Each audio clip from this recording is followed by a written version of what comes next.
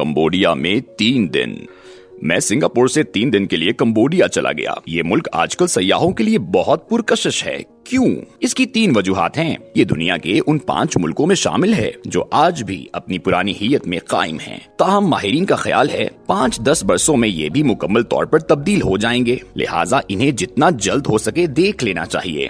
दूसरी वजह, Cambodia tourism friendly है। दुनिया भर के सयाह वहाँ जाते हैं और इन्हें वहाँ तमाम सहूलतें सस्ती मिल जाती हैं। और तीसरी वजह, कम्बोडिया में एंकर वॉट के टेम्पल हैं। ये दुनिया का 8वां अजूबा कहलाते हैं और इनके बारे में मशहूर है ये इंसानी काम नहीं, ये जिन्नात ने बनाए और फिर उन्हीं के हाथों ये सारी तहजीब खत्म हो गई। मैं कम्बोडिया के दारुल हुकूमत पुनोम पेन पहुंचा तो मैंने वहाँ सब्ज वर्दियों में ढीले ढाले फौजी देखे। उनका गोरों के साथ रवैया इंतहाई शाइस्ता मगर हम जैसे सयाहों के लिए ठंडा था। इमिग्रेशन का सिस्टम स्लो और पुराना था। ये आज भी पासपोर्ट पर वापसी की चिट लगाते हैं, छोटा सा कागज पासपोर्ट पर स्टेपल कर देते हैं और ये वापसी पर उतार लिया जाता है। एयरपोर्ट पर गैर जरूरी सवाल भी होते हैं और कस्टम का अमला सयाहों को उकाबी नजरों से भी देखता है। बहरहाल एयरपोर्ट से बाहर आया तो सड़क पर दर्जनों रिक्शे देखे और ये पूरे मुल्क में सवारी का सबसे बड़ा सोर्स हैं। आप किसी तरफ निकल जाएं, आप ऐप के जरिए भी रिक्शे बुक करा सकते हैं। ज्यादातर रिक्शे इंडिया और फ्रांस मेड हैं।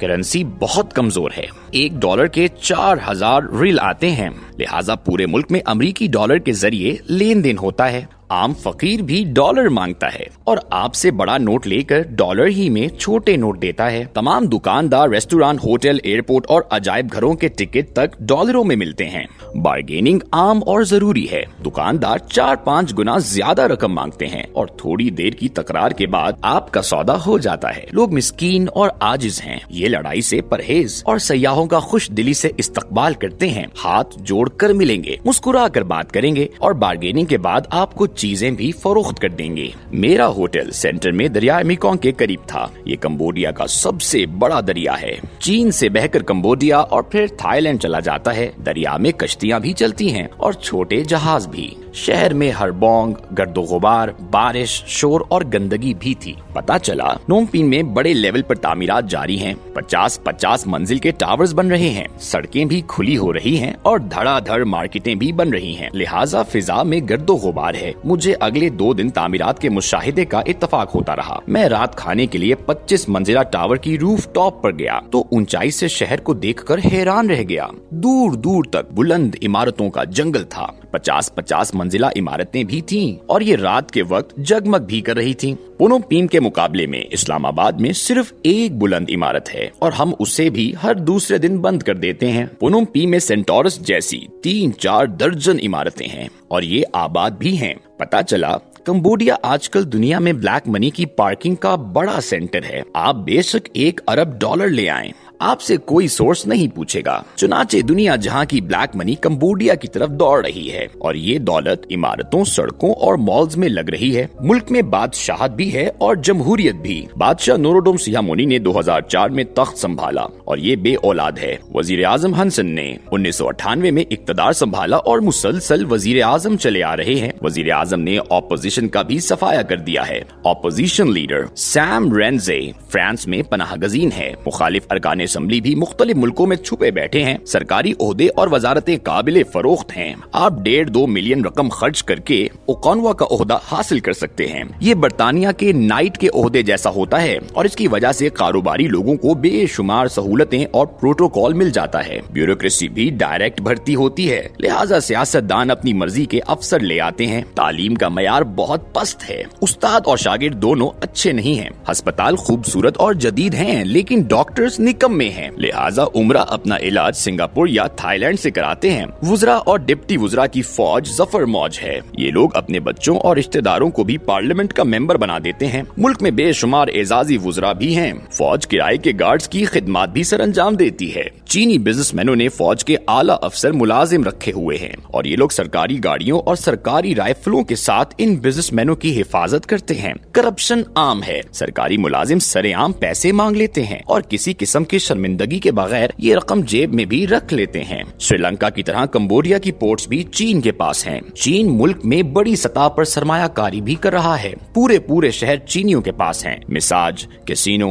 और शराब खाने आम हैं। खवातीन सयाहों के साथ घूमना फिरना पसंद करती हैं। यूरोप के ज्यादातर रिटायर्ड बूढ़े कंबोडिया आते हैं, अपनी पसंद की खवातीन का नान नफका उठाते हैं और अयाश जिंदगी गुजारते हैं। चर्स और गांजा आम मिल जाता है और इसके इस्तेमाल पर भी पाबंदी नहीं है। चुनाचे सयाह टुन होकर दरिया के किनारे फिरते रहते हैं। लोग शाम 5 बजे काम बंद कर देते हैं। तमाम सरकारी और गैर सरकारी दफ्तर बंद हो जाते हैं। प्राइवेट काम भी 5 बजे बंद हो जाते हैं। लोग काम में बहुत सुस्त हैं। 2 घंटे का काम 2 दिन में करेंगे और वो भी मुकम्मल नहीं होगा। आपने अगर इलेक्ट्रिशियन या प्लम्बर बुला लिया तो वो 2-3 दिन बाद आएगा। वो आधा दिन काम देखता रहेगा, लंच के वक्त खाना खाएगा और उसी बाथरूम में फर्श पर 1-8 घंटा कैलूला करेगा। उठेगा, चाय पिएगा, काम शुरू करेगा और ठीक 5 बजे आपकी टूंटी या लाइट खुली छोड़कर चला जाएगा और आप उसकी मिन्नतें करते रह जाएंगे। ये लोग शाम के वक्त पूरे खानदान के साथ सड़कों, पार्कों और कॉफी शॉप्स में आ जाते हैं, खाते पीते हैं और कहकहे लगाते हैं। फहाशी आम है।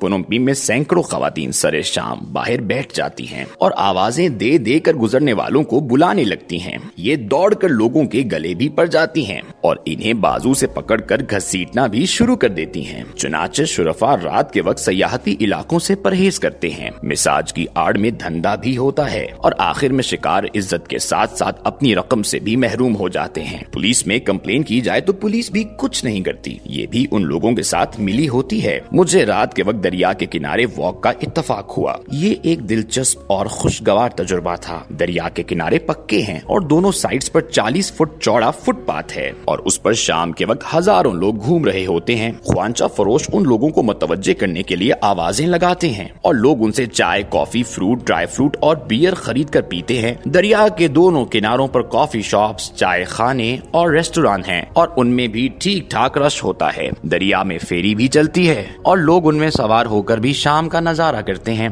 कंबोडिया में एक बहुत अच्छी बात लोगों का बरसरे रोजगार होना है। पूरा मुल्क सुस्त होने के बावजूद काम करता है। सबको कोई न कोई हुनर आता है और ये रात को कुछ न कुछ कमा कर भी लाते हैं। बिलखसूस खवातीन ज्यादा काम करती हैं। ये लोग जूतों और कपड़ों के एक्सपर्ट हैं। दुनिया भर की मल्टीनेशनल कंपनियों ने मुल्क के मुख्तलिफ इलाकों में फुटवेयर्स और कपड़ों की फैक्ट्रियां लगा रखी हैं। आप अगर शाम के वक्त शहरों से बाहर जाएं तो आपको लाखों खवातीन फैक्ट्रियों से निकलती नजर आएंगी। खवातीन घरों में रहकर भी कुछ न कुछ बनाकर फरोख्त करती रहती हैं। ये और कुछ ना भी करें तो भी ये शाम के वक्त खाना बनाकर बाहर बैठ जाती हैं और गुजरने वालों को बेचकर अपना नान नफका चला लेती हैं। तनख्वाहें बहुत ही कम हैं। लोग $200 माहाना पर 24 घंटे के मुलाजिम हो जाते हैं। चावल बहुत उगता है और ये उनकी बड़ी एक्सपोर्ट है। बुद्ध मत हैं, लिहाजा बुद्ध के मुजस्मे बनाने और कच्ची मट्टी के बर्तन बनाने के भी माहिर हैं। मुसलमान 7% हैं और उनकी हालत बहुत पतली है। कंबोडियन लोगों में बे इंतहा कुव्वते बर्दाश्त है। हर किस्म के हालात में किसी किस्म का एहतजाज नहीं करते। बेतहाशा महंगाई है। डॉलर 4000 रियल के बराबर है और पेट्रोल, गैस और बिजली पाकिस्तान से ज्यादा महंगी है। लेकिन मुल्क में किसी किस्म का एहतजाज या बेजारी दिखाई नहीं देती। लोग इसके बावजूद खुश हैं। ये लोग दरअसल कम में खुश रहना सीख गए हैं। पुनोम्पी में जिनोसाइड, कत्ले आम म्यूजियम देखने के लायक है। मैं दूसरे दिन वहाँ चला गया और दिल थाम कर बैठ गया।